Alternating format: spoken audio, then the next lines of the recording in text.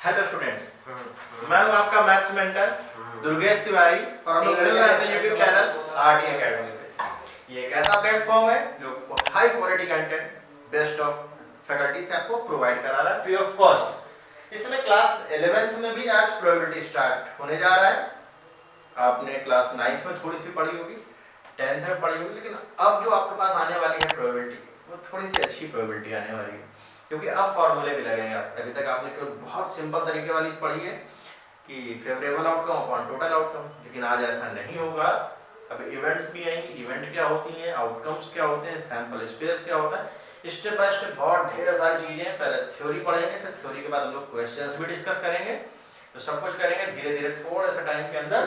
तो चलिए ज्यादा टाइम नहीं लेते हम लोग और आज के इस लेक्चर को स्टार्ट कर लेते हैं। तो सबसे पहले देखिए हेडिंग क्या आपने देखी, प्रोबेबिलिटी पढ़ी हुई है। तो देखिए प्रोबेबिलिटी का मतलब एक तरीके से क्या है, ये सर्टेन होता है, कोई फिक्स नहीं होता। इसको हम लोग ये कह सकते हैं कि हाँ ऐसा ऑब्जर्वेशन कर सकते हैं, कोई श्योरिटी नहीं होती। यानी किसको आप बोल सकते हैं, measure of uncertainty. Measure of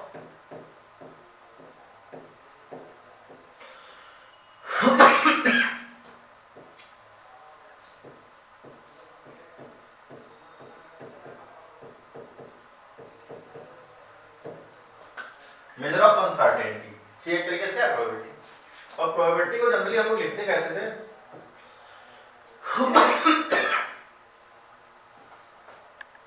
probability हो जाएगी हमारे लिए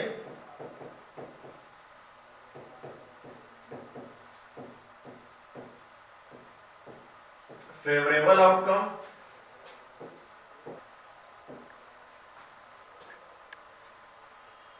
अपॉन टोटल आउटकम।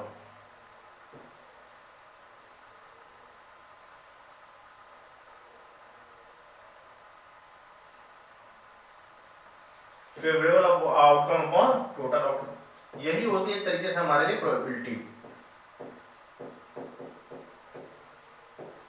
जैसे किसी भी इवेंट के होने और ना होने, जैसे प्रोबेबिलिटी ऑफ ए की मैं बात करूं, प्रोबेबिलिटी ऑफ ए और प्रोबेबिलिटी ऑफ ए बार, इनका जो सम है बेटा वो 1 होता है।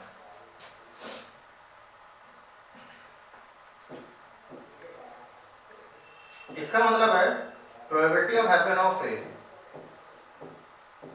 Probability of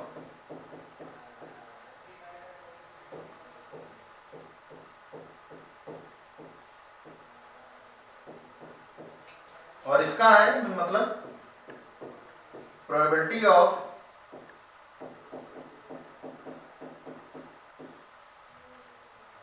not happen of A.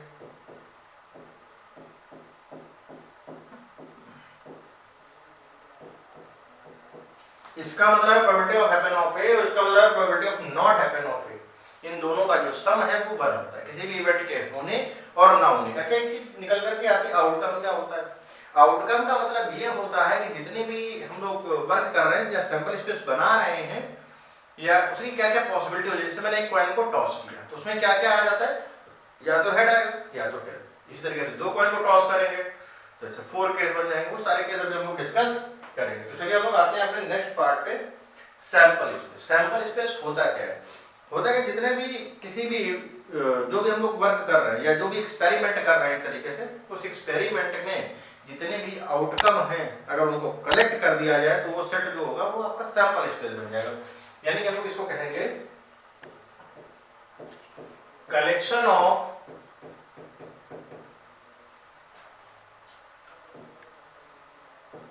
all possible outcomes,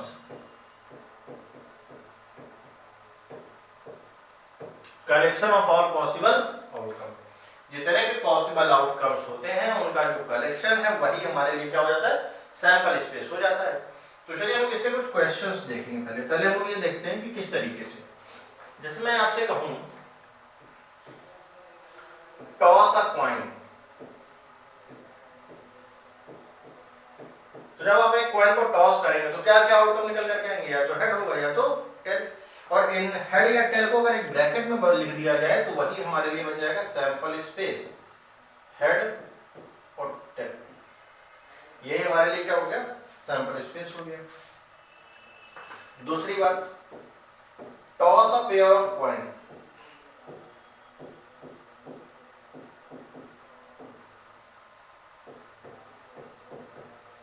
मैं एक चीज यहां पे और बता दूं आपको, ये कंडीशन होती है फेस की पावर नंबर ऑफ टर्न। अगर मैं बात करूं कॉइन की, तो कॉइन में कितने फेस होंगे, 2 फेस होंगे, हेड टेल। डाइस की बात करूं तो डाइस में कितने फेस होते हैं, 6, 1 2 3 4 5 6। तो जब आप पेयर ऑफ कॉइन को टॉस करेंगे तो इस केस में जो बनेंगे केस वो कुछ इस तरीके से होंगे, head head head tail tail head और टेल। ये 4 केस आपके इस तरीके से बन के निकल करके आएंगे। जैसे मैं कहूं throw a dice, throw a die. जब आप सिंगल डाई को थ्रो करेंगे तो ये कुछ इस तरीके से हो जाएगा, 1 2 3 4 5 6।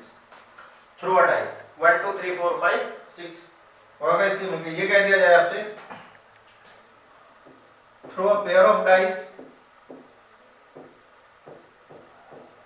Throw a pair of dice, थोड़ा आपको सोचना पड़ेगा।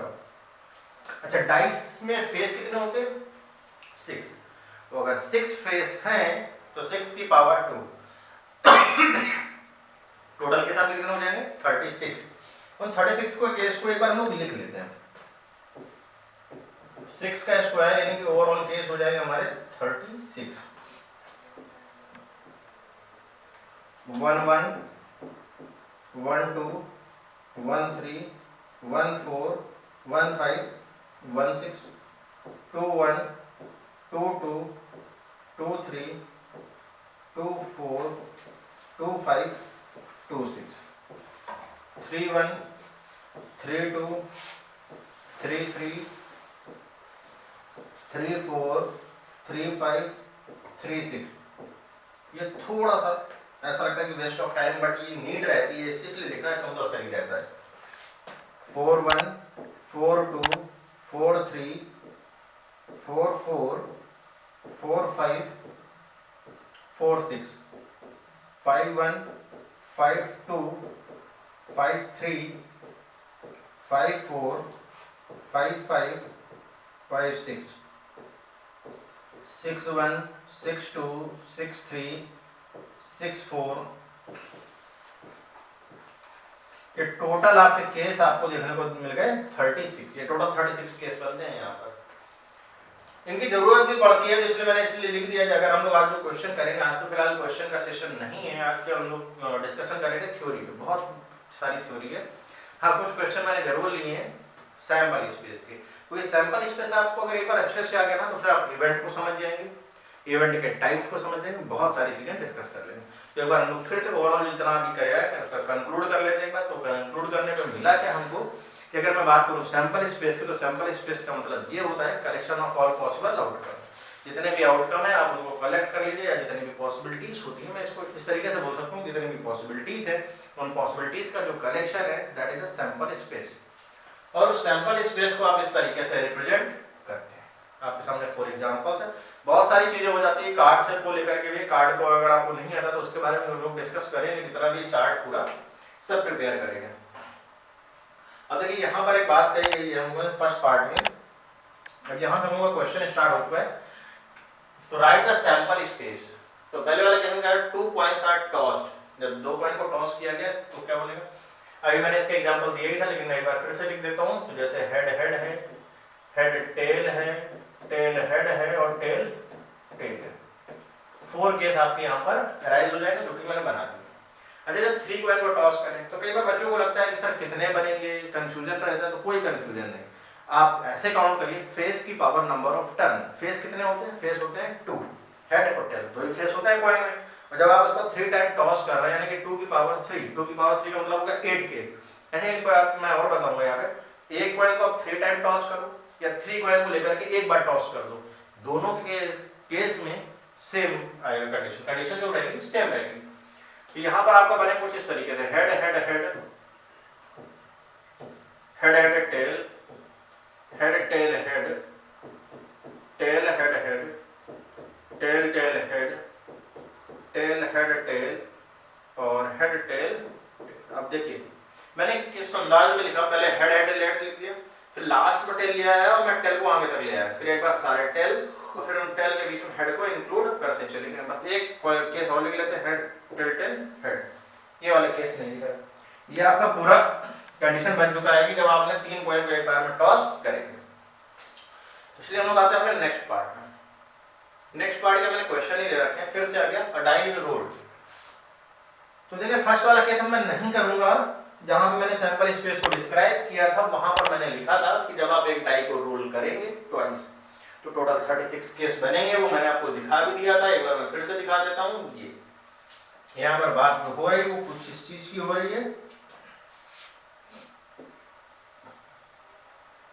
जब आप पेयर ऑफ डाइस को ट्वाइस बोल दें, a coin die tossed twice या a pair of dice is rolled, बात एक ही है। इसी को हम लोग ये भी कह सकते हैं अ कॉइन टॉस्ड ट्वाइस। मैं लिख भी देता हूं,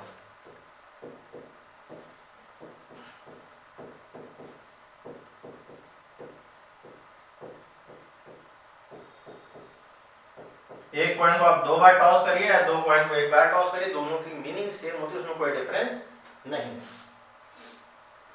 जैसे कि अब यहाँ पे क्वेश्चन है, तो फर्स्ट वाला तो हम लोग कंप्लीट हो गया, मैं लिखूंगा नहीं, इसमें कोई टाइम वेस्ट होता है। A coin is tossed and a dice throw, एक कॉइन को टॉस किया गया और एक डाई को साथ में रोल किया गया है। तो चलिए लोग देख लेते हैं। पहले तो देखो इसमें कुछ केस इस तरीके से बना लेते हैं, इसको ट्री डायग्राम भी हम लोग बोलते हैं। तो ट्री के फॉर्म में मैं बना दूं, जैसे आपने कॉइन को टॉस किया, तो जब कॉइन को टॉस करोगे तो कुछ इस तरीके का पेयर बनेगा, हेड और टेल। मान लो ये हेड हो गया, टेल हो गया। जब आप डाई को भी फेंकोगे, डाई का मतलब डाइस, तो इससे फिर ब्रांचेस निकल करके आएंगी। 1 हो सकता है, 2 हो सकता है, 3 हो सकता है, 4 हो सकता है, 5 हो सकता है, 6 हो सकता है, और इसी तरीके से यहाँ टेल के लिए आ जाएगा 1 2 3 4 5 6। अब आप इसको कलेक्ट करके लिखना चाहो तो कैसे लिखोगे, हेड 1 हेड 2 से लगा करके हेड 6 तक, टेल 1 टेल 2 से लगा करके टेल 6 तक, इसको कर्ली ब्रैकेट में आप लिख दीजिए। यही आपके लिए क्या हो जाएगा, सैंपल स्पेस। तो आप इसको सैंपल स्पेस मतलब है, इसको इस तरीके से लेंगे, हेड 1 हेड 2 से लगा करके आपका हेड 6 तक बनेगा, फिर टेल 1 टेल 2 से लगा करके आपका टेल 6 तक बनेगा। ये आपका पूरा जो कलेक्शन है ये सैंपल स्पेस बन चुका है इस वाले पार्ट के लिए। तो मेरे ख्याल से आपको चीजें समझ में आ गई होंगी कि हम लोग सैंपल स्पेस किस तरीके से बनाएंगे। सैंपल स्पेस का मतलब एक तरीके से जो भी पॉसिबिलिटीज हैं उस पर्टिकुलर एक्सपेरिमेंट के लिए, इन सबको बोला था एक्सपेरिमेंट की, एक्सपेरिमेंट हो रहा है, तो जो भी एक्सपेरिमेंट है उन एक्सपेरिमेंट में जो भी हम लोग पॉसिबिलिटी को ढूंढ रहे हैं, उन पॉसिबिलिटीज का जो कलेक्शन है वही हमारे लिए क्या है, सैंपल स्पेस। जैसे कि ये क्वेश्चन आ चुका है, हमने कहा गया अ box contains 103 identical white ball. देखिए जो वर्ड ये आया आइडेंटिकल, ये थोड़ा सा अलग चीज। आइडेंटिकल का मतलब हो गया केवल आप उसको नेम व्हाइट बॉल ही दे सकते हो। अब आप ये नहीं कहोगे कि W1 W2 W3। अगर ये आइडेंटिकल नहीं होता तो उन बॉल्स के भी नेम होते, और उन बॉल्स के जो नेम होते उसमें आप क्या लिखते हैं, W1 W2 और W3। तो पहले हम लोग एक बॉक्स बना लेते हैं। ये रेड बॉल है और 3 हमारी आइडेंटिकल व्हाइट बॉल्स हैं, 1 2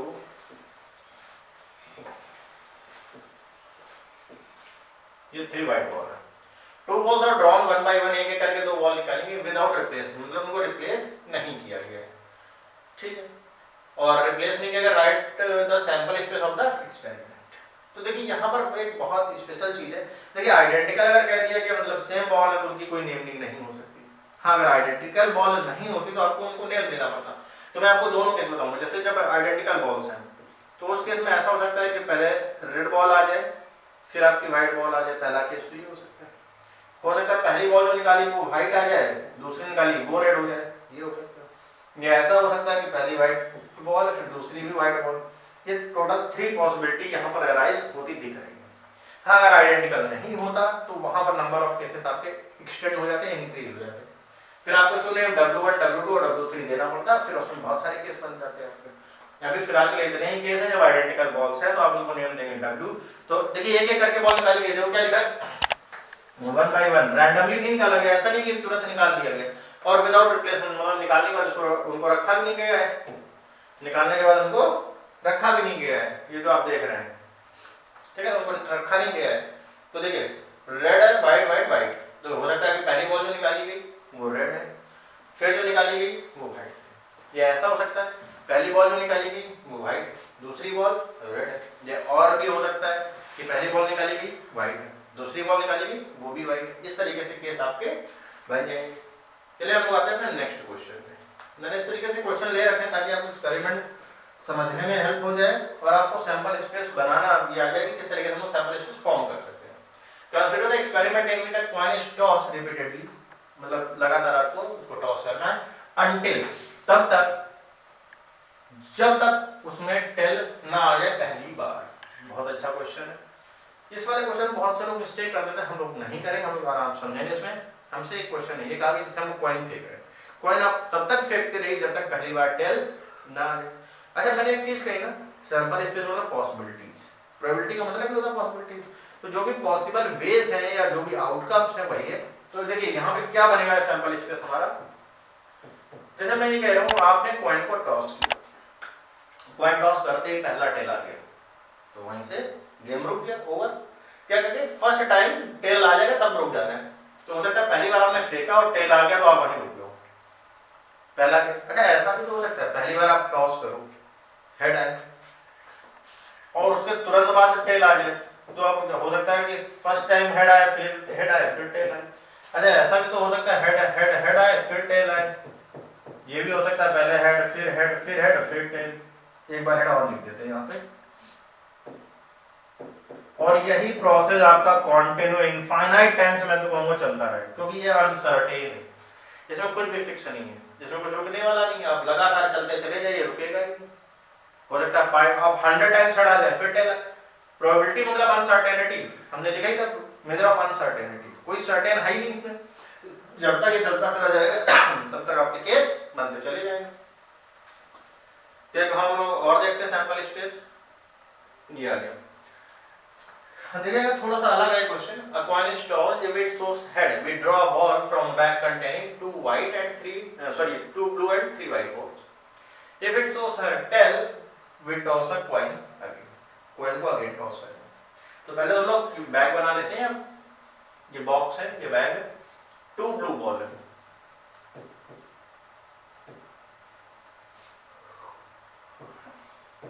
अच्छा देखिए यहाँ पर क्या आइडेंटिकल वर्ड यूज हुआ है, हाँ अब देखिए आ गया ट्विस्ट, यहाँ पर आइडेंटिकल वर्ड यूज नहीं हुआ, यानी कि आपको बॉल जो बॉल्स हैं उनको ब्लू है तो भी आपको वो नेम देना पड़ेगा B1 B2। तो मान लीजिए ये हो गया 1, ये हो गया 2, और 3 व्हाइट बॉल है यानी कि W1 W2 और थर्ड बॉल हमारी आ गई W3, ये चीजें आ गई। अब देखिए हमसे कहा गया है कि हम लोग कॉइन को टॉस करेंगे, तो जब आप कॉइन को टॉस करोगे और ट्री डायग्राम बनाओगे तो हेड और टेल इस तरीके से होगा, और कहा गया है इट शोस हेड, जब वो हेड दिखाएगा, we draw a ball from the bag, हम लोग बॉल एक निकालेंगे कहां से, बैक से। तो बॉल निकाले जरा बैक से, तो क्या हो सकता है, हो सकता है कि B1 बॉल आ जाए ब्लू पहली वाली, हो सकता है सेकंड वाली बॉल आ जाए ब्लू, फर्स्ट व्हाइट आ जाए, सेकंड व्हाइट आ जाए, थर्ड व्हाइट आ जाए, यही 5 केस तो बनेंगे।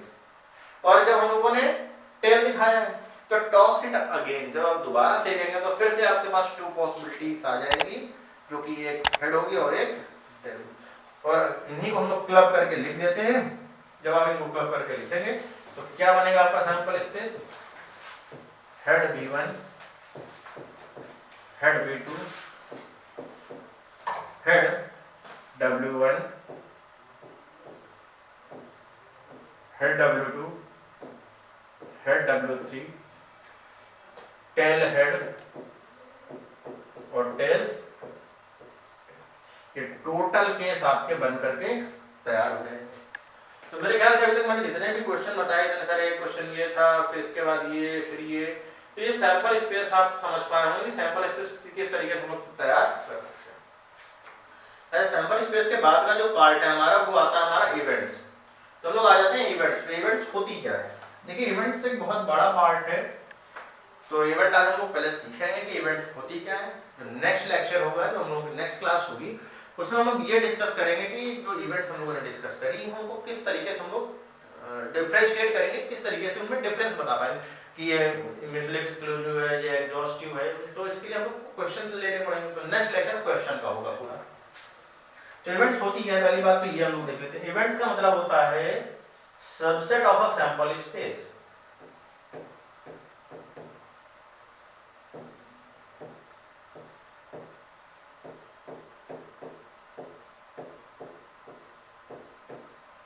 जो सैंपल स्पेस है उसके सबसेट। अब एक चीज देखिए, जिस चीज की आपको प्रोबेबिलिटी बतानी है वो होगा तो सैंपल स्पेस के अंदर। प्रोबेबिलिटी किसकी बताई जाती है? इवेंट्स की। इवेंट्स आप किसी और चीज प्रोबेबिलिटी नहीं बता सकते, क्योंकि जब प्रोबेबिलिटी निकाली जाती है तो एक तरीके से वो इवेंट होती है। उस इवेंट्स को ही हम लोग निकालते हैं कैसे? सैंपल स्पेस से। तो और सबसेट के बारे में पता है क्योंकि हम लोग क्लास 11th के स्टूडेंट हैं और हम लोगों ने सेट चैप्टर पढ़ा रखा है। सबसे पहले चैप्टर वो हम लोगों ने स्टार्ट भी किया था। तो देखिए अब यहाँ पर आते हैं टाइप्स ऑफ इवेंट। अच्छा एक दो बातें मैं और बता दूं यहाँ पर। जैसे कि हम लोगों ने एक डाइस को फेंका, आपने डाइस को थ्रो किया। डाइस को थ्रो करने में क्या क्या केस बनेंगे? 1 2 3 4 5 6। अगर मैं आपसे पूछूं find the probability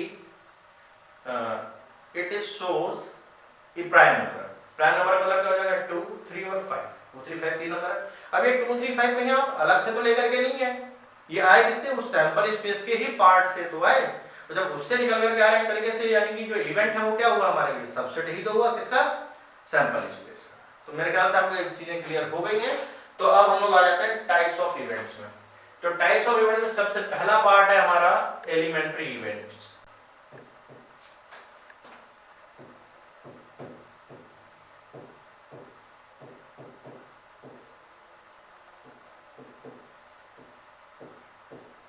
elementary event. अच्छा एलिमेंट्री इवेंट होता क्या है? पहली बात तो आप ये समझिए, थोड़ा सा वाइट करना। एलिमेंट्री इवेंट का मतलब होता है एक तरीके से, इसको सिंपल इवेंट भी बोला जाता है। एलिमेंट्री और simple event. An event in which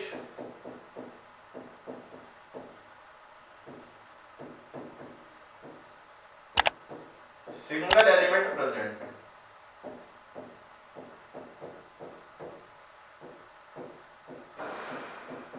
An event in which single element is present। एक ऐसी इवेंट जिसमें सिंगल एलिमेंट प्रेजेंट है। अब आता है एग्जांपल। एग्जांपल के बिना तो अच्छा लगेगा ही नहीं, तो पहले एग्जांपल देखते हैं फिर समझ में आएगा। जैसे मैंने कहा सैंपल स्पेस के लिए पूरी चीजें हैं। Throw a die, throw a die, ये सैंपल स्पेस है।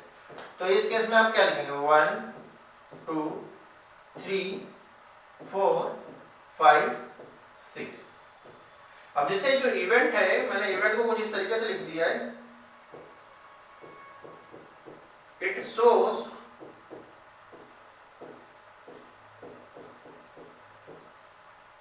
a number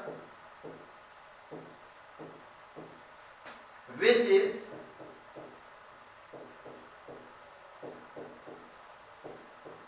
divisible by 5।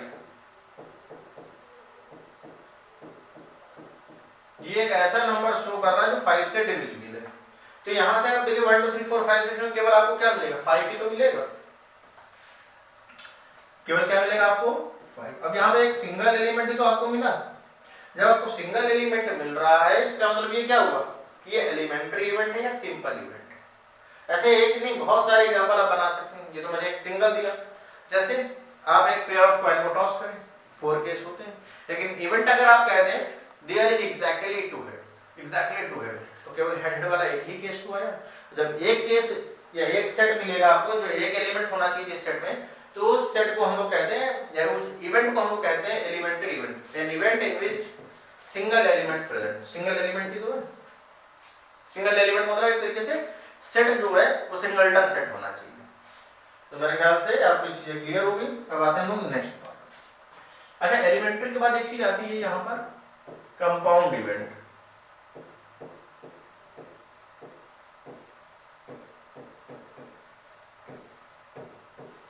तो कंपाउंड इवेंट के लिए हम लोग ये कहते हैं an event in which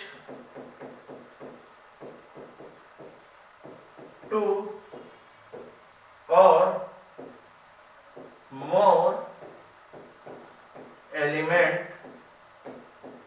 present।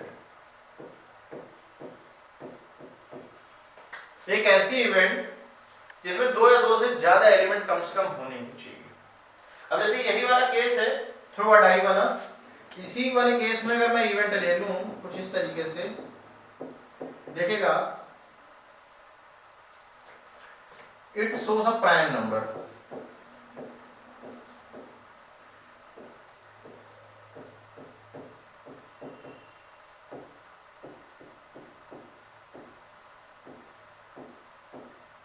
It shows a prime number, ये प्राइम नंबर को शो कर रहा है। तो जब प्राइम नंबर को शो कर रहा है तो प्राइम नंबर 1 2 3 4 5 6 में क्या क्या आ जाएंगे, 2 3 5, यानी ये क्या हो गया, प्राइम नंबर हो गया। अब जैसे कि एक एग्जांपल मैं और लेता हूँ, बहुत अच्छा सा एग्जांपल है, आपको अच्छा भी लगेगा उसमें। जैसे हमारे लिए जो सैंपल स्पेस है वो ये toss a pair of coin, toss a pair of coin. आप एक पेयर ऑफ कॉइन को टॉस कर रहे हैं तो क्या क्या केस बनेंगे यहाँ पर, head head, head tail, tail head, tail tail, ये केस है। जो ये केस है इसमें जो इवेंट है हमारी, इवेंट को लिए मैंने यहाँ पे ले लिया there is at least one tail, there is at least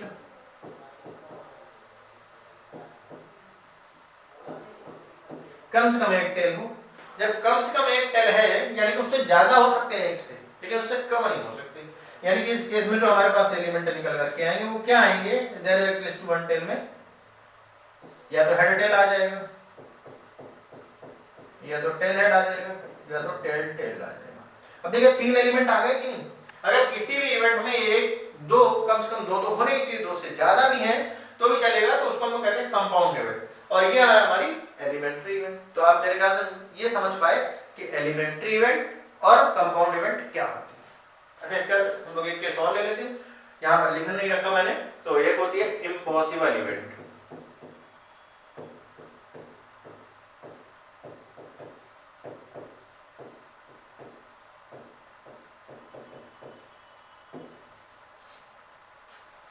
अच्छा, नेम में ही लिखा हुआ है इसका इम्पॉसिबल इवेंट। इम्पॉसिबल इवेंट का मतलब ये है कि N event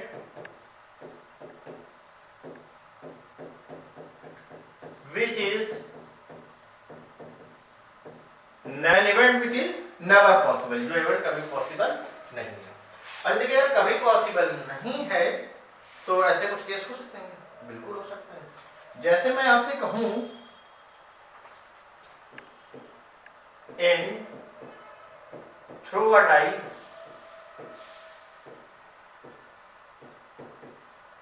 in throw a die, जब आप डाई को थ्रो कर रहे हैं तो इन throw a die number greater than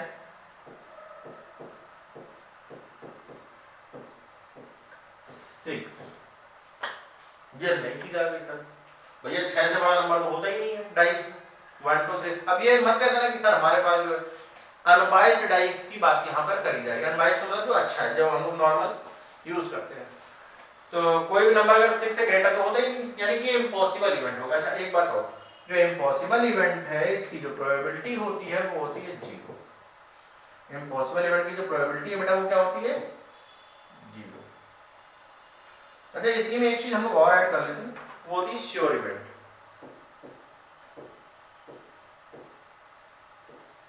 sure event. अच्छा देखिए, जैसे इम्पॉसिबल के नेम में लिखा हुआ था, क्लियर था लोगों को, ऐसे ही श्योर के लिए क्लियर है। An event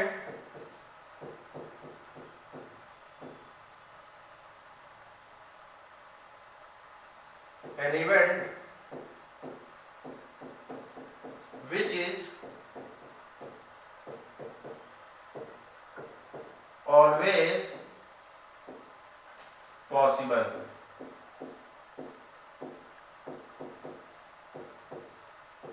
An event which is always possible.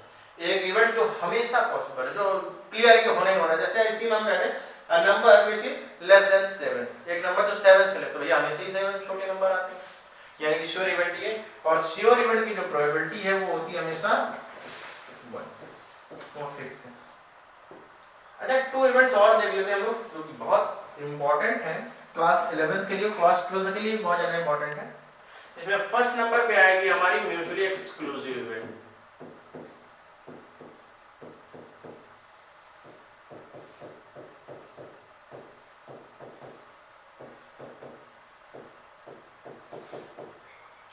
और एक हम यहीं पे लिख लेते हैं, ऐड कर लेते हैं, एग्जॉस्टिव इवेंट। एग्जॉस्टिव के लिए जरा इवेंट में यूज करके हम लोग कह सकते हैं इसको इवेंट्स टाइप से, क्योंकि इसमें कलेक्शन होता है इवेंट का। अब देखिए म्यूचुअली एक्सक्लूसिव क्या है। अच्छा, म्यूचुअली एक्सक्लूसिव का मतलब है जैसे बहुत सारी इवेंट हैं लेकिन वो एक साथ नहीं हो सकती। जैसे आप ये समझिए, रेस हो रही है, ए बी से 3 पर्सन है, तीनों रेस कर रहे हैं। भाई अगर ए या बी या सी में से कोई एक फर्स्ट आ जाएगा तो उसका इम्पैक्ट बाकी दोनों पे डेफिनेटली पड़ेगा, इस बात को आप भी जानते हैं। क्योंकि ऐसा नहीं होता कि 2 लोग फर्स्ट आ जाए, एक ही तो कोई फर्स्ट आएगा। तो बच्चे कहते सर कोई और एग्जांपल ऐसा नहीं जिसमें पता चले। जैसे हम लोग शूटिंग करते हैं गन शॉट वाला, तो अगर आप गन शॉट वाला शूट कर रहे हैं तो उस केस में अगर एक पर्सन को आपने चांस दिया तो उसने एग्जैक्टली सारे गोल कर दिए या शॉट कर दिए एग्जैक्ट, तो क्या ऐसी पॉसिबिलिटी है कि सेकंड वाले को ऑप्शन नहीं दिया जाएगा? बिल्कुल मिलेगा, उसको भी चांस मिलेगा, थर्ड वाले को भी चांस मिलेगा। तो इस बात पे तो परफेक्शन होता ही नहीं। तो आपको इस बात पे ध्यान देना है कि म्यूचुअली एक्सक्लूसिव का मतलब ये होता है कि जब एक साथ 2 इवेंट नहीं होते, यानी कि उनमें हम लोग ये कह सकते हैं कुछ भी कॉमन नहीं होता। If simultaneous occurrence of 2 or more events is not possible,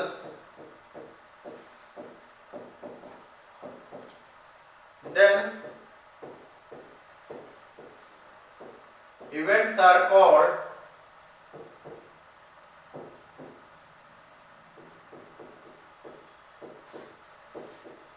mutually exclusive.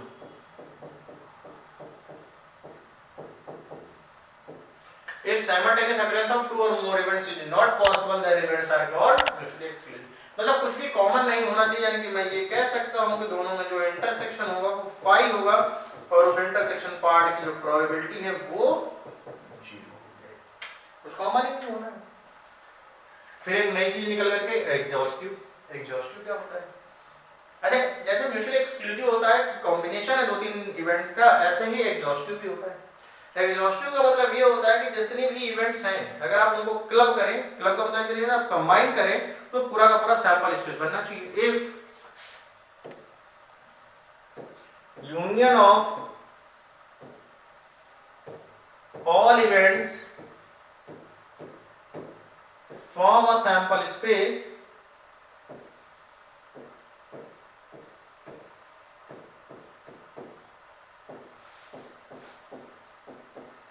then it is called exhaustive event.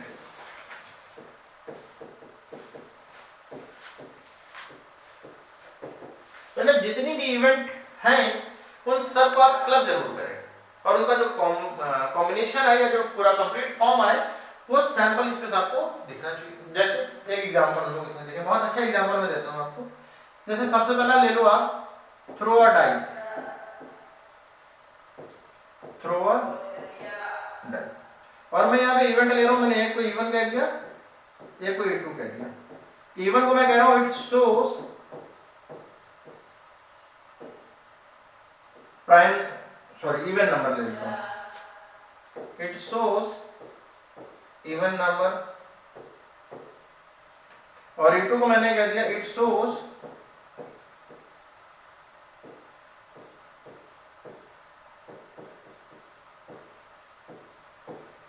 Odd number. अब मैंने कहा कि जो डाइस है, मतलब जो इवेंट है हमारी फर्स्ट, वो इवन नंबर दिखाए, तो ये इवन नंबर में क्या आ जाएंगे हमारे पास एलिमेंट 2, 4 एंड 6, और ऑड नंबर के केस में क्या आ जाएगा 1, 3 एंड 5। अब देखिए हमारे दोनों एग्जांपल जो म्यूचुअली एक्सक्लूसिव और एग्जॉस्टिव दोनों का बार किसी से हो जाएगा। अब देखिएगा दोनों में क्या कुछ कॉमन है, E1 इंटरसेक्शन E2, दोनों में कुछ भी कॉमन नहीं है, 5 है। पहली चीज तो ये क्लियर है कि जो E1 और E2 दोनों में कुछ भी कॉमन नहीं है, यानी कि A1 T म्यूचुअली एक्सक्लूसिव है।